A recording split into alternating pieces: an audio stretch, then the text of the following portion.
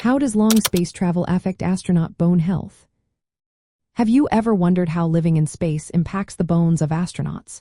The truth is, long space travel can lead to serious bone health issues. In the microgravity environment of space, astronauts experience significant bone density loss. This happens because bones do not get the usual mechanical loading they would on Earth. Without the stress of gravity, bones lose density and strength, especially in weight-bearing areas like the femur and tibia. During a typical 6-month mission, astronauts can lose about 1% of their bone mineral density each month. By the end of the mission, this can add up to a total loss of 6 to 10%. For missions that last longer, like those planned for Mars, the loss could be even more alarming. Estimates suggest that astronauts could lose up to 1/3 of their bone density during multi-year missions. The absence of gravitational force means that bones are not subjected to the usual stresses that help maintain and grow bone tissue.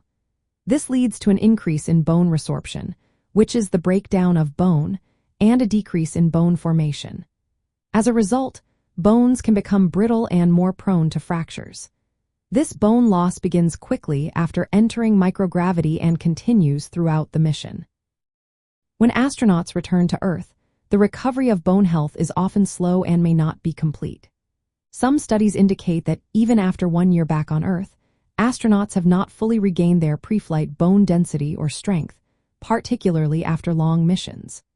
This incomplete recovery can represent a loss that is similar to a decade of normal age-related bone decline, which raises the risk of osteoporosis and fractures later in life.